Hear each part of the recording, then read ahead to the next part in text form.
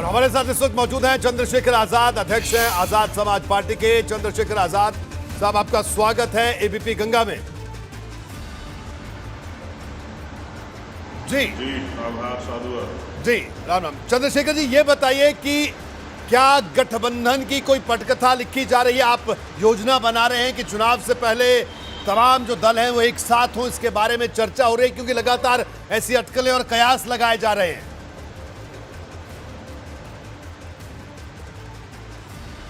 देखिए, मेरा तो प्रयास ये है कि जो राजनीतिक दल हैं तो उनमें बातचीत होनी चाहिए और चुनाव में भी समय है, चर्चाएं होंगी, कुछ चीजें बाहर आएंगे। पर जो पुराने लोग हैं जिन्होंने उत्तर प्रदेश में राजनीति की है, तो उनमें से कुछ बड़े नाम कल थे वहां पर। और मेरा प्रयास है, मैं तो नया व्यक्ति हूँ राजनीति में, मैं तो छल कपट की राजनीति जानता नहीं हूँ, ना मैंने सीखी है जी। तो मेरा तो प्रयास ये है कि मैं सीखूं कि किस तरह से तो पुराने समय में राजनीतिक लोगों ने भाजपा और तमाम तरह के उन लोगों को जो उत्तर प्रदेश के अच्छे लिए अच्छे नहीं थे उनको रोकने किस तरह के प्रयास किए थे और क्या क्या जो है ना जन समस्याओं पे और हम लोग बेहतर काम कर सकते हैं। उत्तर प्रदेश की कानून व्यवस्था हो, महिलाओं की सुरक्षा सशक्तिकरण हो, नौजवानों के लिए रोजगार हो, या जिस तरह से सरकार में तमाम तरह से समस्या शिक्षक भर्ती में घोटाले हुए हों, तो जो तमाम परेशानियां उनका किस तरह हल निकाला जाए। अभी तो चुनाव में समय है, लेकिन अभी हम लोग किस तरह से सरकार को तानाशाही करने से रोकें, कानून व्यवस्था दुरुस्त कराएं,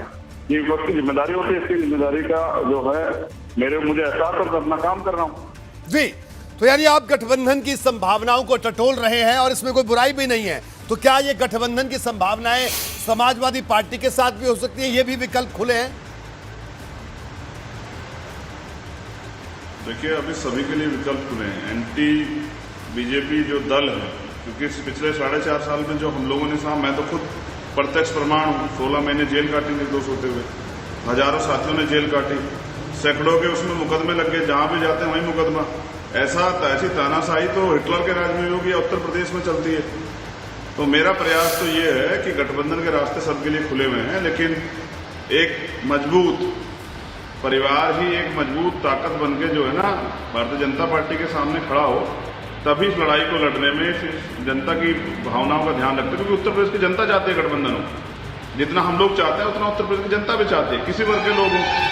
और जो तानाशाही आप देख रहे हैं मनीष गुप्ता जी के मामले में देख लीजिए, अब पुलिस जिसकी जिम्मेदारी रक्षक की है वो भक्षक हो गई है, ऐसे कई मामले हैं। तो जो ठोकों की नीति मुख्यमंत्री जी ने लागू करवाई थी, उसके परिणाम ये है कि आज लोग अपना जीवन खत्म उनका हो जा रहा है जी। मैं समझता हूँ ये गलत है और हम इसके विरोध में हैं। इसलिए हम लोग प्रयास कर रहे हैं कि विपक्ष का इतना दबाव तो सरकार पर है कि वो तानाशाही ना करे। तो चंद्रशेखर साहब की क्या किसी तरह की कोई बातचीत, कोई ऐसी योजना बनी है कि अखिलेश यादव से आने वाले दिनों में आप लोग मुलाकात करेंगे, आप मुलाकात करेंगे और गठबंधन के आगे की रूपरेखा रणनीति पर चर्चा करेंगे? देखिए, मैं कह रहा हूँ कि चुनाव में अभी समय है। आप सीनियर पत्रकार हैं, आप देखिए चुनाव में समय, अधिसूचना जारी नहीं हुई है, सब लोग अपना अपना काम कर रहे हैं, सब लोग अपने अपने जो है ना संगठन को दुरुस्त कर रहे हैं। चुनाव व्यक्ति थोड़ा लड़ाता है, अगर किसी गठबंधन में हो जाएगा तो वो थोड़ा जिताएंगे, जनता जिताएगी। तो हमारा प्रयास तो ये है कि हम अपने धरातल के काम को मजबूत कर रहे हैं। अभी हमारी 4 रैलियां उत्तर प्रदेश में, पांचों जोन में हमारी बड़ी बड़ी रैलियां हैं। मेरठ में है, औरैया है, लखनऊ में है, गाजीपुर है, जौनपुर है। तो हम अपने काम को दुरुस्त कर रहे हैं, क्योंकि जनता हमसे ज्यादा, हम तो व्यक्ति हैं, जो मालिक है जनता वो त्रस्त है। हम जहां भी जाते हैं नौजवान बड़ी संख्या में आ जाते हैं और वो ये बात को कहते हैं कि भैया रोजगार तो सरकार ने दिया नहीं है। अब वो 4-4 साल से डिग्री लिए हाथ में घूम रहे हैं। आप समझिए, जिस उत्तर प्रदेश में बेरोजगार की दर ये हो कि एक एमएससी पढ़ा हुआ बच्चा जो है उसमें चपरासी की पोस्ट के लिए जो है ना आवेदन करता हो, लाइन में लगता हो, तो हालात देख लीजिए क्या है। तो दावे जो है वो तो सच्चाई नहीं है, चाहे कितने बड़े बड़े विज्ञापन मुख्यमंत्री जी कहीं कहीं लगवा लें, उसमें कोई सच्चाई नहीं है। सच ये है जी कि उत्तर प्रदेश को बर्बाद करने की जो संकल्प भारतीय जनता पार्टी ने लिया था वो उत्तर प्रदेश में दिख रहा है। लेकिन चंद्रशेखर, हमें आपकी चिंता इसलिए होती है, इसलिए बार बार ये सवाल हम पूछ रहे हैं, क्योंकि आप युवा हैं, युवाओं का प्रतिनिधित्व कर रहे हैं और मैं व्यक्तिगत तौर पर भी इस बात का हिमायती हूं कि युवाओं को राजनीति में आना चाहिए और बिल्कुल आपको इसके लिए हम बार बार कहते हैं, हमारी शुभकामनाएं आपको है। लेकिन ये जो पुराने राजनीति के लोग हैं, जिसे कहा जाए घाघ राजनीति के लोग हैं, कहीं युवाओं का एजेंडा डिरेल ना हो जाए, इस बात का ध्यान रखना भी आपकी जिम्मेदारी होगी।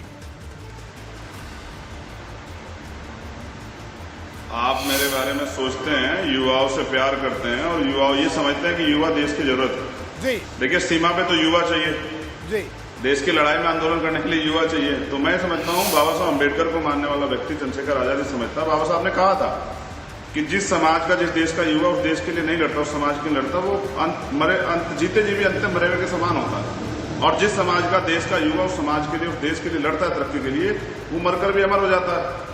और बाबा साहब ने कहा कि राजनीति में हिस्सेदारी न करने का सबसे बड़ा नुकसान ये है कि अयोग्य लोग आप पे शासन करते हैं। आज अयोग्य लोग वो शासन कर रहे हैं। जो नौजवान इस देश की तरक्की में भागीदारी कर सकता है, जो 24 घंटे की ऊर्जा रखता है, वो नौजवान जो भगत सिंह को अपना आइडल मानता है, वो नौजवान जो चाहता है कि भगत सिंह के, बाबा साहब अम्बेडकर के सपनों का भारत बने, एक ऐसा भारत जिसमें समानता हो, भाईचारा हो, अवसर हो, गैर बराबरी खत्म हो जाए, सांप्रदायिक राजनीति का अंत हो जाए। कौन चाहता है कि यहाँ हिंदू मुसलमान के फसाद हो? नौजवान तो नहीं चाहता। तो मैं समझता हूं कि आपने इस बात को कहा, मैं आपका धन्यवाद करता हूं कि नौजवानों को दरकिनार करना बंद किया जाए, उनको नो शिक्षा कह के उनको साइडलाइन करना बंद किया जाए। हम तो आगे हैं, मेहनत करेंगे, ईमानदार से लड़ेंगे, भ्रष्ट राजनीति को जवाब देंगे, धनतंत्र की राजनीति को जो है ना किनारे करेंगे। और राजनीति नहीं, बहुत इंपॉर्टेंट वर्ड दे रहा हूं, जननीति। राजनीति होती है राज करने की नीति, लूट के, झूठ बोल के, झूठे वादे करके, मैनिफेस्टो ला के, गुमराह करके, और हम करेंगे जननीति, जनता का संवाद और जो जनता चाहती है उस पर काम। महंगाई, बेरोजगारी, महिला सुरक्षा, किसानों के लिए, मजदूरों के लिए, तमाम सब लोगों के लिए। तो बिल्कुल और बिल्कुल चंद्रशेखर, हम यही चाह रहे हैं कि जिस तरह से आपने कहा, आप गठबंधन के सभी विकल्प खुले हैं और टटोल रहे हैं आप संभावनाओं को, लेकिन इतना जरूर ध्यान रखिएगा कि इन गठबंधन की संभावनाओं के बीच वंचितों, पिछड़ों, दलितों और खास तौर पे युवाओं को बराबर प्रतिनिधित्व मिले, जिसकी बातें ये तमाम सियासी पार्टियां करती हैं, लेकिन जब देने की बात आती है तो नहीं देती हैं। ये वादा जरूर एबीपी गंगा पर हम चाहते हैं कि दर्शकों को आप जरूर दें। ठीक है, बहुत अच्छी बात कर दी आपने मेरे दिल की बात। देखिए, मैं स्पष्ट तौर पर कह रहा हूं, मान्यवर काशीराम साहब को गुरु मानने वाला व्यक्ति, जिन्होंने उन लोगों को जिनके सर पे छत नहीं थी, जो मोची का काम करते थे, जो बर्तन बनाने का काम करते, उनको विधायक एमपी बनाया। मैं उस प्रथा को आगे बढ़ाने का काम कर रहा हूं। नौजवानों को बराबर का प्रतिनिधित्व दूंगा। मैं तो खुद नौजवान हूं और नौजवानों को से उम्मीद करूंगा कि वो देश प्रदेश की तरक्की में, देश की तरक्की में भागीदारी करें जी। और नौजवानों के प्रतिनिधित्व के साथ उनको मैंने संगठन में भी अवसर दिया है। हमें तो ये तो हमने सुना था अभी कि नौजवानों को अवसर देंगे, लेकिन नौजवानों को पीछे झंडा उठाने के लिए रखा जाता है। हम खुद नौजवान हैं, नौजवानों की पीड़ा को समझते हैं। हम समझते हैं नौजवान दिल में दर्द लिए बैठा अपने भारत की तरक्की के लिए, उसको आगे बढ़ाने के लिए, लेकिन भारतीय जनता पार्टी की सरकार ने, चाहे केंद्र की या उत्तर प्रदेश की, बर्बाद कर दिया उत्तर प्रदेश को और देश को। उत्तर प्रदेश और देश के जवान नौजवान ये चाहते हैं सभी वर्गों के एकजुट होकर, जैसे उनकी आबादी 51% है, वो देश की तरक्की के लिए लड़ें। और हम तो बलिदान देने के लिए भी तैयार हैं देश के लिए। हम तो, मैं कहता रहा हूँ, भगत सिंह जी ने हंसते हंसते फांसी का फंदा कबूल किया। मैं तो उनके सपनों का भारत चाहता हूँ जी, सम्राट अशोक के सपनों का भारत चाहता हूँ कि ये देश खुशहाल बने और ये जाति और तमाम तरह की परंपराओं में जकड़ा हुआ, कुरीतियों में जकड़ा हुआ देश जो है ना, ये एकजुट हो, दुनिया में इसका गौरव बढ़े।